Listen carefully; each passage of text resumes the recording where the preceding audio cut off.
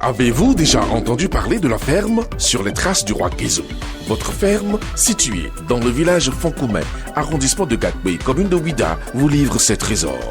Tomates fraîches, œufs, poulet bicyclette, huile de palme, tout ce qu'il vous faut en volaille, fruits, légumes et agroalimentaire. Top, c'est parti, faites vite vos commandes et vous serez livrés comme des rois et selon vos exigences. Sur les traces du roi Guézo, nous sommes joignables au 229 41 49 99 99.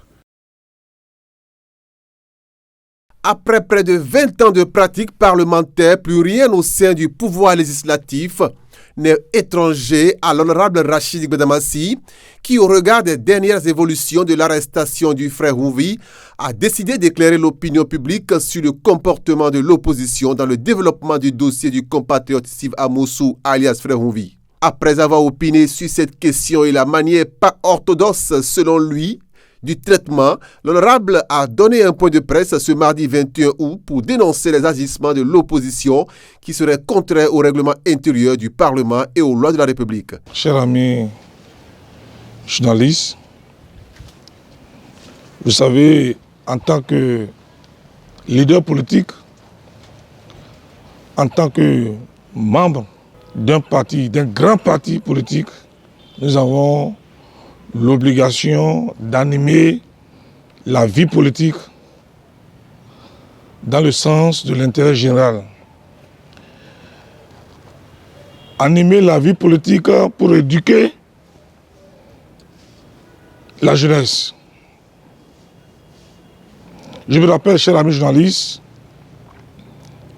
il y a une personnalité de ce pays, un président de ce pays, son Excellence le président Patrice Talon, a dit « Le Bénin est un pays de pagaille ». Quand il le disait à l'époque, il était incompris. Mais avec le comportement des hommes politiques, je me demande, est-ce que l'histoire ne lui donne pas raison? Parce que les partis politiques ont pour vocation la conquête et l'exercice du pouvoir d'État. Les partis politiques ont des obligations, mais ils ont aussi le droit. Parmi ces obligations, c'est conscientiser, éduquer la jeunesse. Parce qu'un pays sans jeunesse est un pays inerte, qui n'a pas d'avenir. Parce que la jeunesse, c'est la fondation d'un pays. Et en tant qu'animateur de la vie politique, en tant que parti politique, nous devons sécuriser, nous devons éduquer la jeunesse. Et quand la jeunesse n'est pas éduquée, quand ils arrivent aux affaires, vous comprenez parfois que cette jeunesse-là déraille. Il y a de cela quelques jours, j'ai fait une analyse politique en tant qu'animateur de la vie politique, en tant que leader politique. J'ai dénoncé l'irresponsabilité parlementaire, la myopie parlementaire. J'ai dénoncé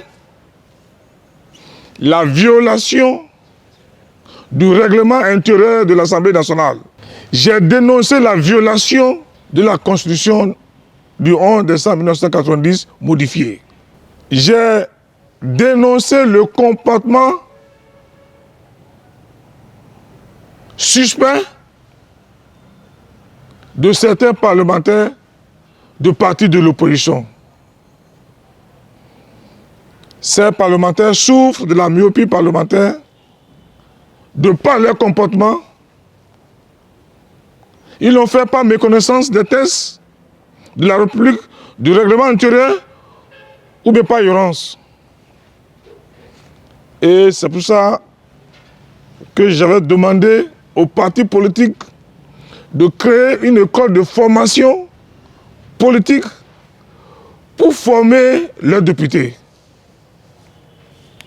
Je le dis haut et fort et je demande aux responsables, au plus haut niveau des partis de l'opposition, je leur demande un débat contradictoire.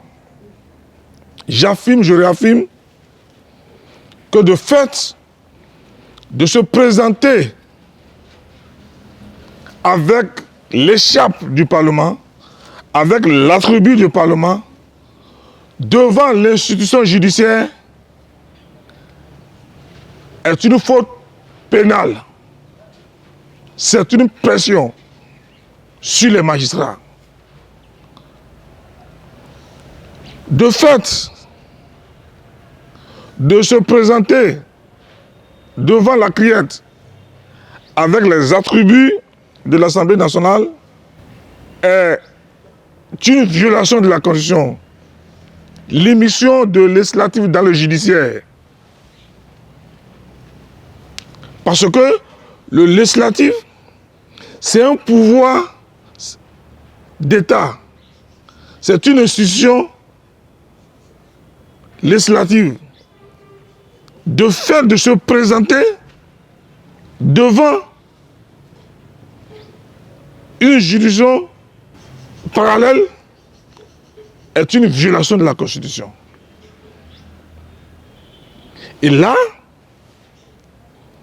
ils vont se dire, nous avons l'humilité parlementaire. Non, c'est une ignorance, une méconnaissance de la loi. Le droit parlementaire, le règlement intérieur, la Constitution a prévu les conditions dans lesquelles on peut se prévaloir de l'immunité parlementaire. En ce qui concerne l'usage de l'immunité parlementaire, il a démontré, preuve à l'appui, les conditions dans lesquelles ce pouvoir que la République octroie aux députés en fonction s'applique dans l'exercice de sa fonction parlementaire. C'est la fonction parlementaire qui est protégée par l'humilité. À partir du moment, et ils ont même parlé de l'irresponsabilité. C'est-à-dire, les actes que vous posez, les paroles que vous défendez, l'idée que vous défendez au Parlement, la loi dit que vous êtes irresponsable. Donc on ne peut pas vous poursuivre pour ça. Mais à partir du moment où vous allez devant une juridiction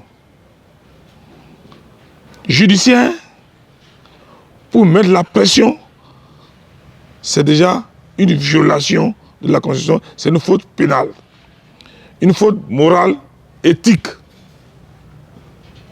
qui n'est pas digne d'un parlementaire. Et je le dis haut et fort, avec conviction, avec force, il y a les documents juridiques qui confirment mes allégations. Dans l'objectif de permettre aux citoyens de comprendre ce que les députés de l'opposition qui se sont présentés à la criette avec les attributs du pouvoir auraient dû faire, l'honorable nanti de son expérience parlementaire est revenu sur ce que prévoit le règlement intérieur du Parlement en de pareilles circonstances. Quel doit être le comportement des députés de l'opposition? Quand je dis parfois ils sont élus accidentellement, quand je dis parfois ils sont élus par défaut, les gens disent parfois que c'est trop fort. Mais c'est la réalité, parce que pour animer une vie politique, pour animer un débat parlementaire, il faut maîtriser le règlement intérieur et un minimum de notions élémentaires de la Constitution du 11 décembre 1990 modifiée. Alors, quel comportement devrait avoir cette députée en de pareilles circonstances? Le législateur a prévu les dispositions, le comportement qu'il devait avoir. Il n'a pas besoin de se déplacer. Le comportement qu'il doit avoir réside dans l'article 110 111 du règlement intérieur et l'article même 36 du règlement intérieur de l'Assemblée nationale. L'article 110, 111 parle de l'interpellation, question orale avec débat. La question écrite. Donc, le Parlement dispose tellement d'outils de pression dans la légalité pour faire savoir les positions. Mais comme ils ne savent pas, ils ne font pas de recherches, malheureusement, ils tombent dans les pièges. Parce que quand vous prenez l'article 36 du règlement intérieur, le Parlement a la compétence d'ouvrir une information et d'aller même vérifier. Ils peuvent même interpeller le ministre de la Justice. Donc ils n'ont pas besoin de se rendre au tribunal avec la pression, les attributs de l'Assemblée nationale. Parce que, en portant les attributs, c'est le Parlement, c'est une institution de contre-pouvoir qui se déplace vers une autre institution indépendante, l'institution judiciaire, de porter le sceau de la République. C'est un moyen de faire. Donc, c'est parce que le procureur a été très clément. Si le procureur n'était pas clément, on pouvait les interpeller. Je le dis, pour que demain, quand vous allez apprendre peut-être qu'un député en fonction est interpellé, qu'on ne dise pas que c'est la chasse au CC.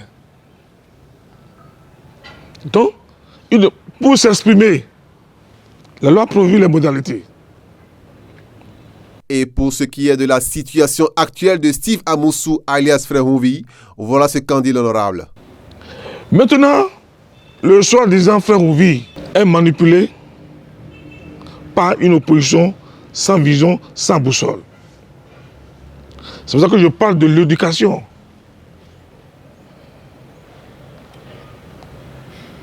De l'éducation. Ces députés et ces partis politiques, est-ce qu'ils ont besoin de se déplacer? Est-ce qu'ils ont besoin de manipuler l'opinion publique? Le Frère Houvi a été manipulé. Et tout ce qu'il raconte depuis bientôt 8 ans, tout ce qu'il manipule depuis 8 ans, c'est clair. Vous êtes journaliste d'investigation. Vous êtes des communicateurs. C'est ce qui enseigne votre déontologie. Votre déontologie enseigne d'insulter, d'attaquer, de déstabiliser la République. Moi, je pense en toute humilité, chacun doit répondre de ses actes.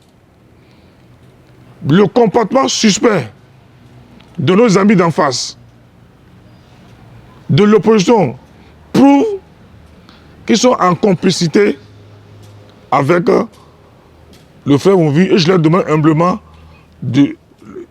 la seule manière de prouver au Frère Houvi, la seule manière de rendre l'ascenseur au Frère Houvi, c'est que l'opposition complice doit se constituer prisonnier. Il n'a même pas besoin qu'on les envoie une convocation. Il doit se constituer prisonnier. C'est pour ça que quand on vous envoie, il faut savoir s'envoyer. Donc ce qui s'est passé là, tu dois donner une leçon à la jeunesse béninoise. De ne plus se laisser manipuler par les hommes politiques. Parce que vous savez, il y a de cela quelques années, les mêmes partis d'opposition ont armé les chasseurs à tirer sur les militaires. C'est un parti d'opposition sans vision, sans boussole, qui manipule la jeunesse, qui envoie la jeunesse à la prison. Donc, c'est pour cette raison, chers amis journalistes, je vous demande humblement d'annoncer la bonne nouvelle. La bonne nouvelle, c'est que les partis politiques doivent être des exemples. Vous vous rappelez, dans ce pays, quelqu'un a dit, je vais appeler les miens Ils vont s'affronter. Je vais appeler les miens, ils vont s'affronter. Ils vont se neutraliser. Donc, je pense qu'ils sont à l'image de leur maître. Je ne sais pas, cher ami, vous vous rappelez, dans ce pays, que quelqu'un a dit ça. Est-ce que ce n'est pas ça qu'ils sont en train de mettre à l'exécution? Est-ce que ce n'est pas en train de mettre leurs menaces à l'exécution? Maintenant, dites-moi, qui est le perdant? J'ai vu un jeune, un garçon naïf, mais talentueux. Au lieu de mettre son talent à la disposition de l'État, on le manipule pour mettre son talent à la disposition de la reine, de la division, de la destruction du pays. Donc, ces partis politiques d'opposition manipulent la jeunesse et la jeunesse n'a pas leur place dans ces partis politiques d'opposition. Pour finir son point de presse et prouver la véracité de cette déclaration, l'honorable appelle l'opposition à un débat contradictoire sur la question. Je tiens à préciser que ma sortie médiatique fait suite au comportement des députés de l'opposition suite à l'interpellation du frère Ovi. Parce que depuis hier, il y a eu des masturbations intellectuelles, il y a des agitations, parce que j'ai dit que les députés en fonction ne peuvent pas aller faire pression sur la justice. Ça, je demande un débat contradictoire. Si, de fait d'être député, institution législative leur permet d'aller faire pression sur l'institution judiciaire, la pression, c'est un comportement. De fait de mettre les attributs, c'est comme si, au Parlement, les députés votaient une loi et que l'institution judiciaire vient faire pression. Ça ne se fait pas. Ils l'ont fait par ignorance, par méconnaissance. Et c'est pour ça que je veux parler des députés myopes qui ne maîtrisent pas du tout le règlement intérieur. Il ne sert à rien de se faire appeler député. Quand on veut être député, il faut maîtriser le règlement intérieur du Parlement. Je vous jure, s'ils savaient qu'il y a des dispositions de la loi qui leur permettaient d'interpeller le gouvernement sans se rendre, ils allaient le faire. Mais ce qui me gêne, c'est qu'il y a des anciens parmi eux qui laissent faire. Et si vous voyez, la plupart de ces anciens n'étaient pas à la criette. Ils connaissent la vérité. Quand vous prenez les anciens, ils n'étaient pas à la criette. Donc, ces jeunes députés sont manipulés. Parce que on me dit, non, les députés ont droit de manifester. Mais pour manifester dans un pays, il y a les obligations juridiques, administratives à remplir. Pour occuper la voie publique, il y a des conditions. Est-ce que je respecte ces conditions? Donc, l'attroupement illégal est une infraction et c'est puni par la loi.